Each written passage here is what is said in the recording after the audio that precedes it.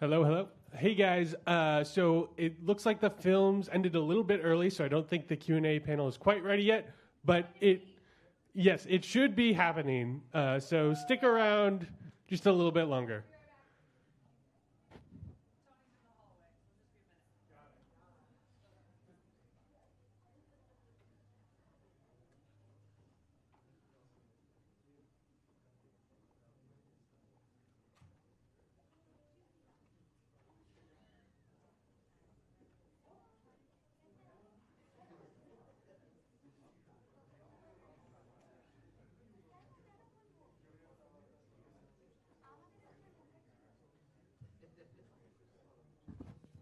Hello, everyone. Let's have a little question and response time, shall we? Good, come on up. Do we have our filmmakers, our actors from Saving All My Love or Not Tonight in the building? Please come on. Hello, my name is Tony Gapastone. So glad that you're here. I'm the founder and executive director of BraveMaker. We are live streaming on our YouTube channel, and we're going to have a little conversation with our creators. So come on up, have a seat. Hello, good to see you. Welcome. Thank you for our Puneet. Thank you to our Strathdy Media and Penn Media team for making this possible, for streaming this for us. Let's give them a round of applause. There's a lot of work. Our theater manager, Arturo Spell. Thank you, Art, for being here and keeping things down. This is my first entrance into the question and response time at Century 20 because I've been moderating all of the workshops today. So it's been amazing to know that there's been so much good conversations happening. So I'm jumping in like excited to talk a little bit with you all. So let's have you introduce yourself. Okay. Say your name, obviously, and what film you were with and what you did. Hi, my name is Christina Thomas. I'm the director of Saving All My Love.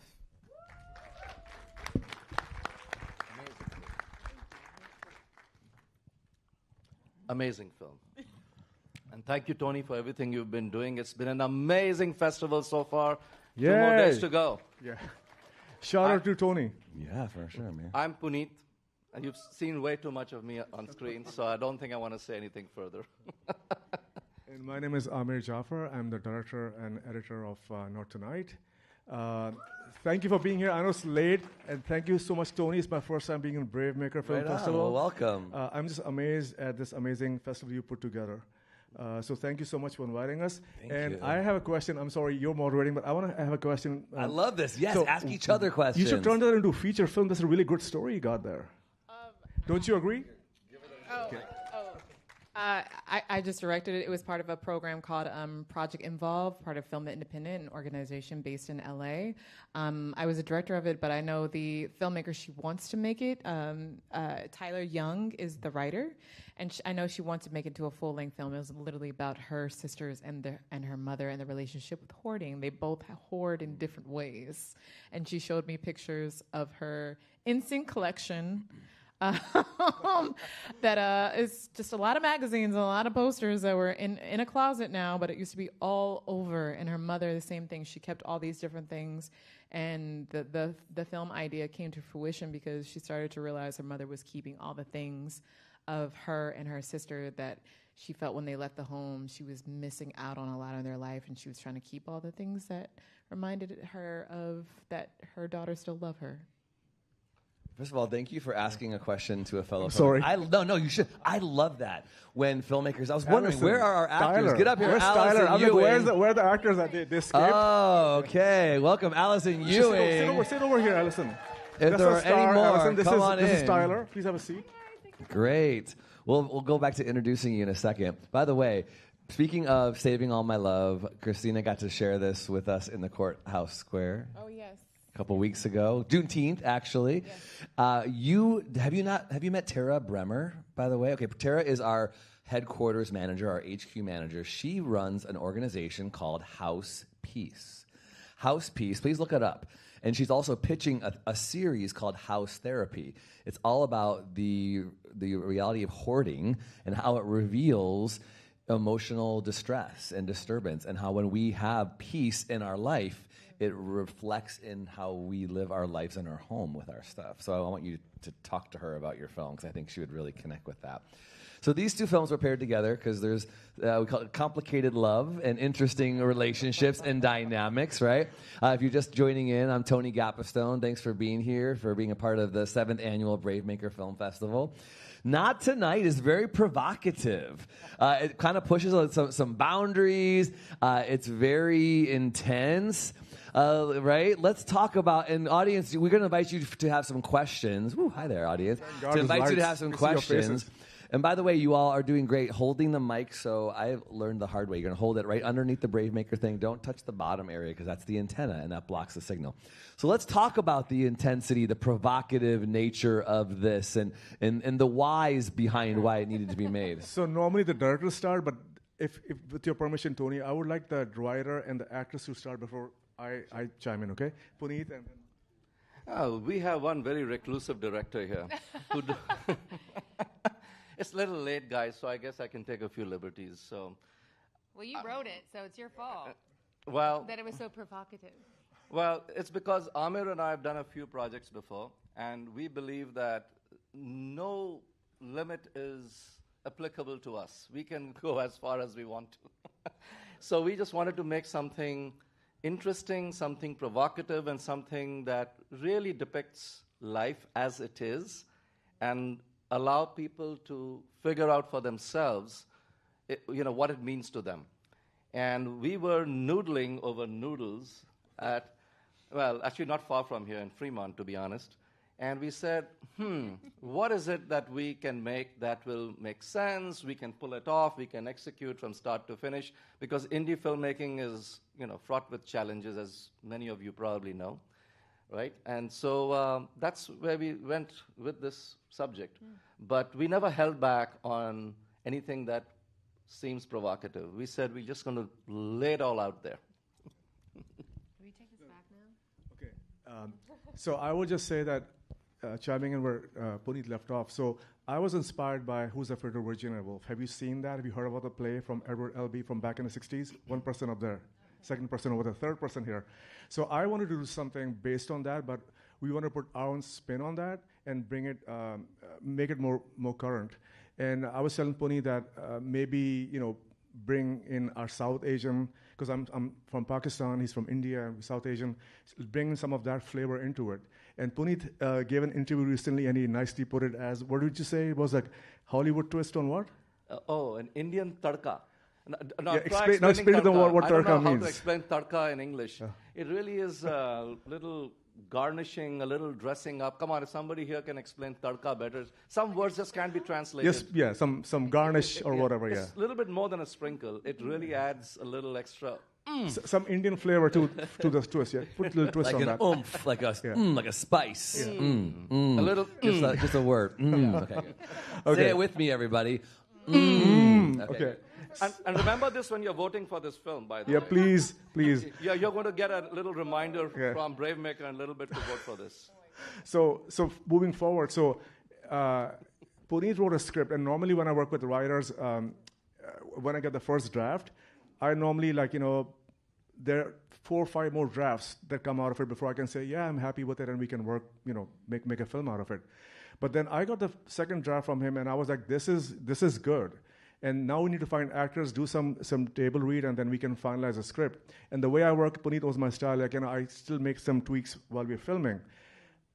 This was unique. This project was unique because we had set a deadline for ourselves when we want to get this thing done and get in the film festival circuit. It was right after Thanksgiving, if I remember correctly, right? And we had to wrap it up before Christmas. Sorry, Christmas initially, but then it was like we couldn't find the actors, and I wasn't really happy with there's a lot of great actors, but I needed specific actors for this film. So we went into January. So then we said, okay, January 31st is our deadline. Where can we find good actors? And I went through a lot of actors, but then I saw Allison's reel. Coincidentally, Puneet was working on another project. By the way, I'll do a shameless plug-in for my sister. I call her my sister Rashmi. Her movie's playing on Sunday. It's called Designed by Preeti. So be here on Sunday. Havish is in it. Puneet is in it. Allison is in it. So Puneet said, I work with this actress called Allison, and you may like her. She was in that film. And I saw her. I'm like, that's her. That's Amy. And then same thing happened with Tyler. Last minute, he was on his way from Coachella Valley. I don't know what he was doing out there in the valley, in the desert. And he said, well, I'm busy. I can audition for you. And I'll send you something I've done recently. And I saw that clip from your film. I'm like, okay, that's our guy. And then we got the ball rolling, and then we made a film. So you saw reels, so actors out there. Yeah. You auditioned. Yeah. Okay. By the way, I have a particular connection with Allison, so maybe my film was in her reel. I hope that was inspiring. She's a great actress. So she got friggin' 3 films in the festival this year. Woo-hoo! That's wild. Woo. So I want to talk. We'll open it up for questions. Let me get one more out.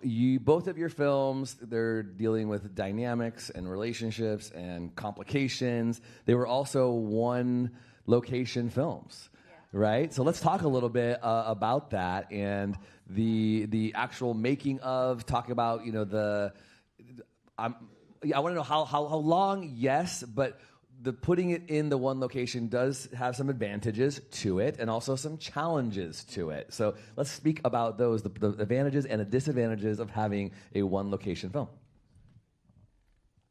I guess I'm going first again.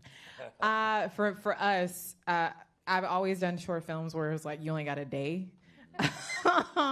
And my DP was like, so we're not going to do it in a day. We're going to do it in like 3 days. And I was like, how about 2 days? And my producer was like, 3 days. And I was like, how much is the budget? And they were like, this much. And I was like, so we're doing it in 2 days. And we have 1 day for setup because we're a hoarder. And they were like, you can't do it. Everybody was like, you can't do it. But when you're on a budget and you have one location, you make it work. And my DP, who is super duper amazing, we literally had like a 2.5 hour session of just like, how are we going to do this? And I'm a person who blocks.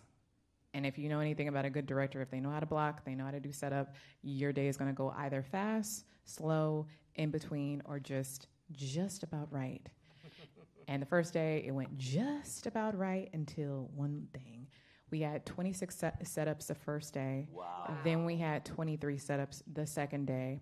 And that wasn't even all our shots because the whole situation with a wig and a hairpiece, that basically made us at a standstill for 2 hours. Whoa, so we okay. lost a lot of things. So what you see up there, I can tell you what's been missing, but that's our We final don't know. cut. We won't know. You'll never know. 12-hour days, 10, You never 14, what'd you know. have? But we had that whole thing of when you have one location, it makes everything simple. And also the budget goes down just a tad bit. But it also makes the location a whole nother character. And that we really had to place emphasis on that. And shout out to Blair Barnett, who was our production designer, who I met when I was in Budapest, who was just like, I'm down, let's do it. Wow. So, yeah. How many hours in the days?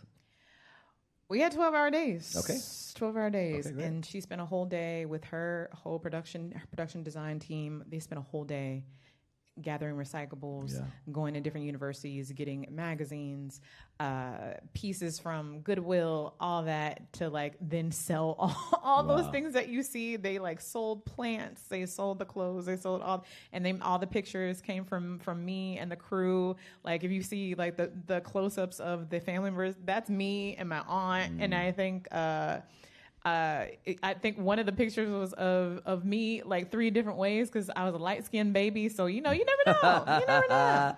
So there you go. Awesome. Not tonight. One location. So I just want to quickly say something, and before I forget. So Puneet can talk about the location. It was, part of one of the characters of the film. The challenge we had was that we got this house, as you saw, had huge windows. Where was this house? It was in San Jose, South San Jose. It's huge windows and a lot of mirrors. So the challenge was, where do we put the camera person so we don't see a reflection, and where do we put our boom guy? He's sitting right over the Gabe. Shout out to him. Shout out to Gabe. Yeah, because he couldn't use the boom in a lot of the scenes because we saw the shadows everywhere. So we had to you have to rely on lab and make sure they work right. So he was making sure there's no rustling sound. So shout out to Gabe for that. He really contorted himself quite a bit. Yeah. But yeah, again, it was in one location, and I've actually never done a film of this magnitude in one location. Short films, you can get away with it, but feature films, it's a little challenging. How many days? 7 days. That's awesome. And we have to wait till the sun goes down. So we chose January for a reason, Sure. because days are shorter and nights are longer. So as soon as the sun went down, it's getting dark. Get ready, actors, come on. Like 9 to 9s or what? We started around like 7:30ish and went till like 3 in the morning. Wow. Yeah. I'm doing a feature in 4 days in one location. All right. In the fall, we're trying. Yeah, it's going to be an improv. So I'm listening and learning. We're gonna have to stretch. Yes. So I'll let Tyler also add to what I'm going to say next, because what I wanted to just say is that for me, being in one location, I mean, Amir has mentioned all the the advantages and the challenges.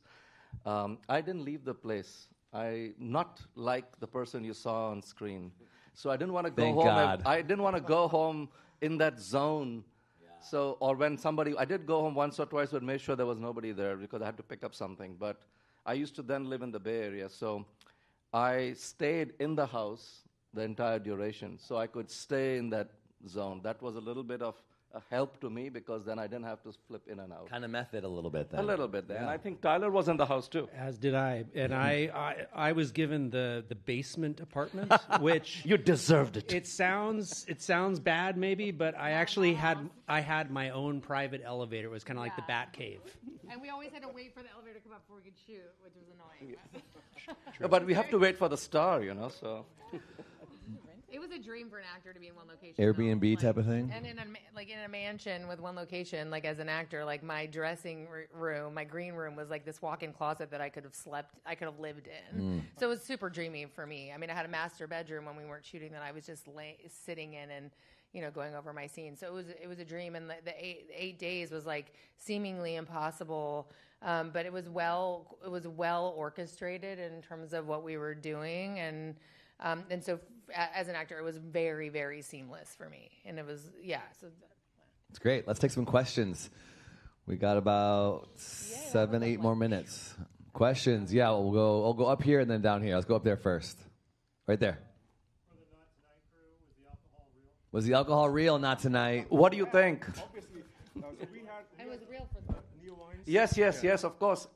So even though, one couldn't possibly consume that much hard liquor, but Neo Wines is a real thing, and we are very, grateful to the support we got from certain individuals who are named there. The man behind Neo Wines is right here. Thank you so much, Yogesh, for your support. Oh, okay. right here. Yes, Get his look at wines. that. So, Drink after they wrap. We weren't drinking on and actually, it is kick-ass wine, believe me. We didn't open one of the bottles. You notice one was closed. We opened that later. It was awesome. But FYI, for the record, sorry, that was prop. No real alcohol was consumed. Please.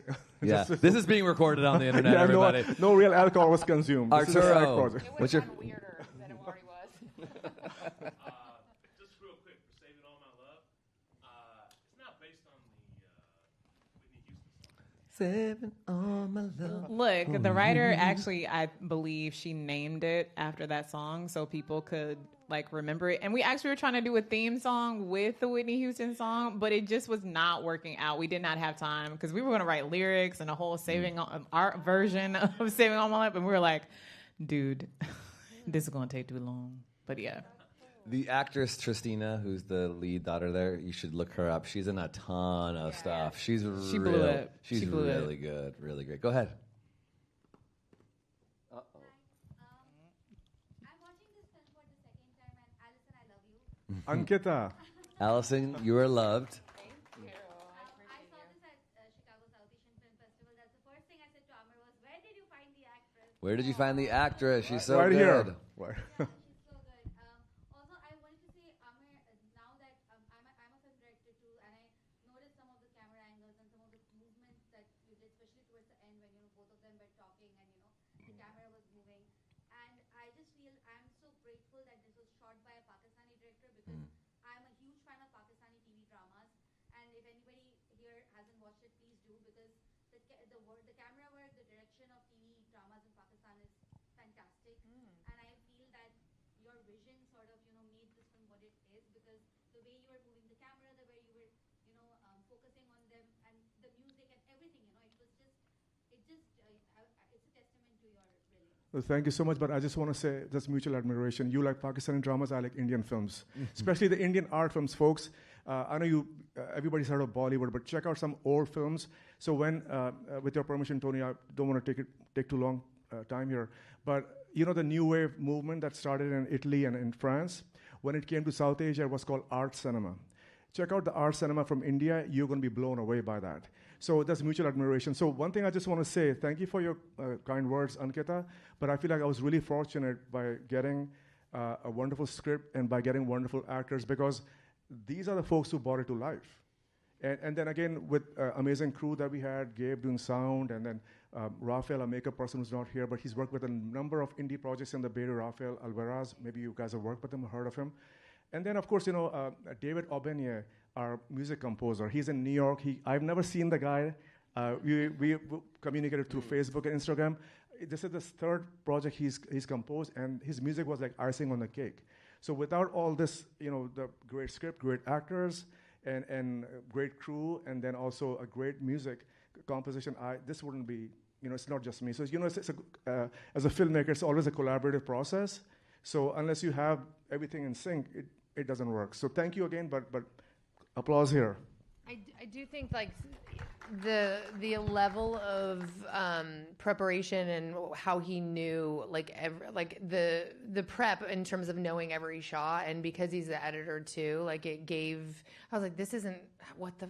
I had so many questions, especially around the physical violence stuff, and there were so many things. He's like, I got it, because he already knew how he was going to edit.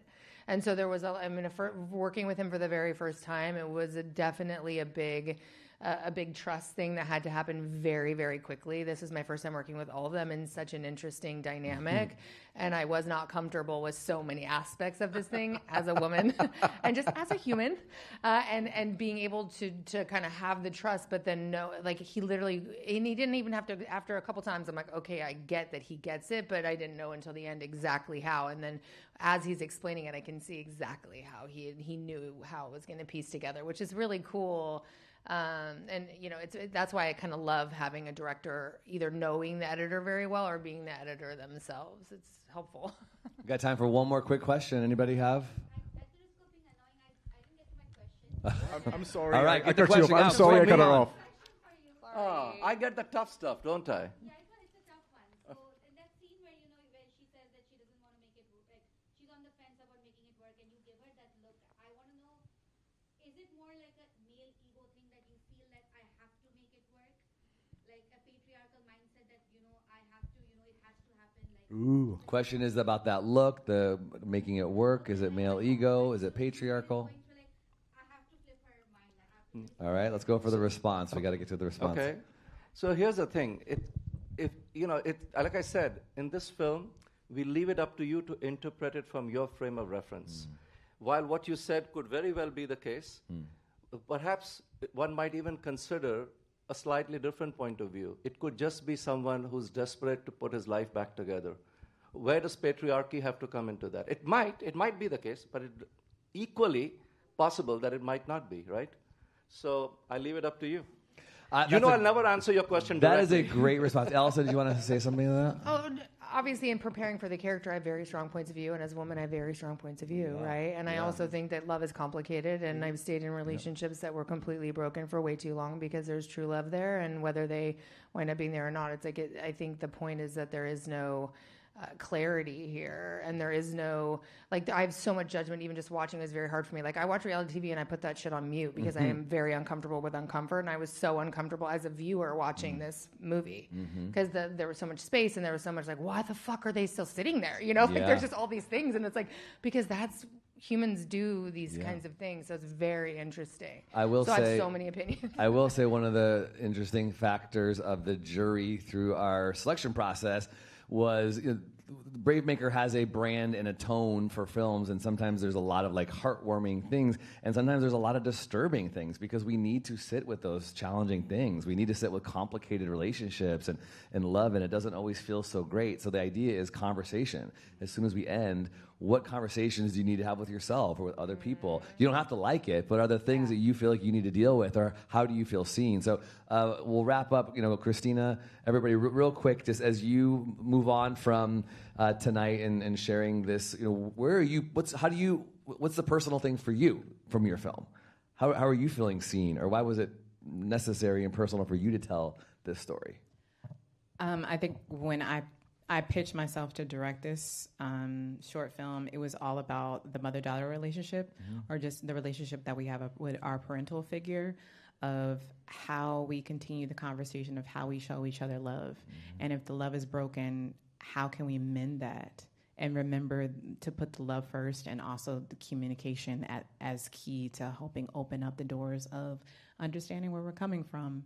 And I think even I've showed it to a couple of my friends. One of my friends saw it on Mother's Day, and she called me crying, and she was like, I need to talk to my mom. Yeah, good. So I think that's the key of this short, and just the theme of the short of communicate, open yourself up, don't let the communications die. Beautiful. Anyone else? Final comments? I'll just pass it down, but just a quick comment. Why this was important? Personally, I feel as a storyteller, I want to tell stories that are about life as it is. And life can be messy, it can be complicated, it's not always clean, we don't always know the answers. Often, we get so bogged down in our search for the answers, we forget to ask the right questions. So I feel the stories, if I write them, or if I'm involved in the creative process, it needs to be about putting forth the questions, and because we, in the end, have to figure out all the answers for ourselves in our lives. Yeah. So that's one thing. And the other, very self-serving interest in this was when Amir said he wants to do a movie like this, I said, the deal is this. If I write it, I get to play the main character. And the reason for that is this. I want to say this here quite shamelessly. South Asian representation in mainstream cinema is very poor. I mean, and I don't want to get on a long discussion about it, but I want to normalize it where, regular stories about regular people could have somebody who looks like this. Yeah. So that's along the way. Yeah. I mean, as an actor, I want to be seen, so heck, self-serving. So I'll pass it along. I'm sure they have other things to say. Final comments, 20 or 30 seconds? So I'm weird that way, that if I pick on a project, I know actors do that, but as a filmmaker, I need to see myself or people that I know or grew up with in the script. So in Not Tonight, I see my father in Puneet. I won't go into detail. I mean, I'll write a biography one day and you're going to see all that stuff. Sure. The physical violence you saw, it's my family is there. Wow. Growing up me as a 13-year-old kid. Wow. So that's why that project resonated with me when I first saw that Elizabeth Taylor film. And I wanted to do it and put a South Asian spin on it. So I was lucky that, I found a South Asian Indian director, a writer, and actor, and then this wonderful cast here. Tyler's been very quiet, by the way. So, but he's shy, but he's good. And she's also great. Hire them for your projects, folks. Let's give it up for these filmmakers and these actors. Thank you for being here, for saving all my love, and Not Tonight. I want to encourage you as we say goodbye to everyone on the stream. Thank you.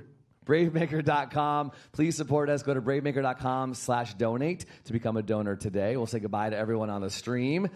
And everyone here in the theater, we have one more screening tonight, 11 o'clock. If you'd like to sit on the edge of your seat, if you like a little horror thriller, we have Echoes in the Darkness, as we also have Don't Let Them Out, all right? And let me say one more thing. If you are enjoying BraveMaker in your day 2, check out the back of the panel of the program here. We have a QR code. We just got alerted today that we have some emergency accessibility needs that we're a little bit oversighted on our team. So we're trying to raise a few $1,000s. We actually have a committed matching grant that we will up to $5,000 be doubled, but it was brought to our attention that we need to do this by the end of the weekend because of some growing accessibility requirements that we just didn't realize we needed. So if you believe in a festival that should be all accessible to all people, just consider giving any money. Use this QR code right here. It would super help us. Thank you so much, everybody. Good night. Brave Stories change the world. And you are the story. With your permission, can I just make one quick announcement? We are going to linger a little bit outside. If you want to chit-chat, that's great. If not, join us in a little bit down the street at Nighthawk. If you're watching this next block, please do. But if you're not, come join us for a drink. Thank you. You got it. Enjoy. Thank you so much. Really appreciate it. Of course. Feels good to see your work on the screen, right? Hi, Tyler. Hey, Tony. Tony. We've met before. We've met, yeah. Do you remember where? Tell me. I don't. We met at Quest